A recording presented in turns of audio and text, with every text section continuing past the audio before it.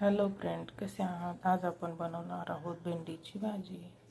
आता आपण ह्या भेंडीला कट करून घेतली आहे. आता आपण हा कांदा कट करणार आहोत. आता हा टोमॅटो आपण कापून घेणार आहोत. आता कढई तापायला ठेवली आहे. आता आपण याच्यामध्ये घालणार आहोत तेल. तेल थोडंसं गरम होऊन द्यायचं आणि मग त्याच्यामध्ये घालायचा कांदा. आता कांदा ब्राऊन होईपर्यंत परतून घ्यायचा. आपला कांदा परततच आहे. छान लालसर कलर येऊ द्यायचा. भेंडीची भाजी असल्यामुळे मी याला मोहरी घातली नाही.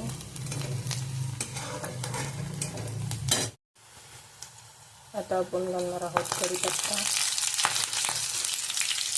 जिरं.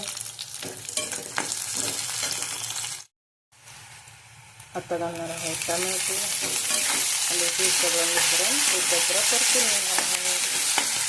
हे मिश्रण चांगलं परतून झालं आहे. आता आपण याच्यामध्ये घालणार आहोत लाल तिखट, हिंगे घरचा मसाला, आपल्या चवीनुसार पाहिजे तेवढा. आणि आता घालणार आहोत आपण हळद. आता हे परतून घ्यायचं.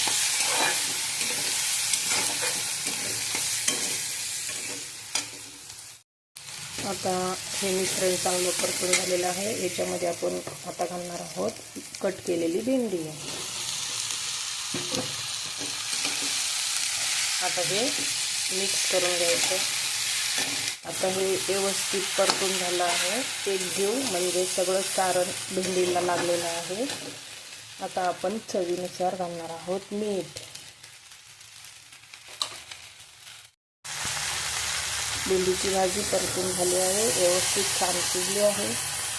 काही लोकांना भेंडीच्या भाजीमध्ये शेंगदाण्याचं कूट आवडतं, काहींना आवडत नाही.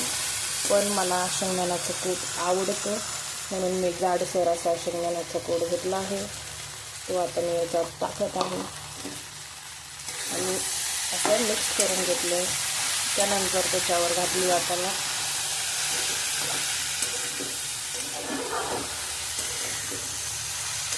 खूप छान अशी कोथिंबीर.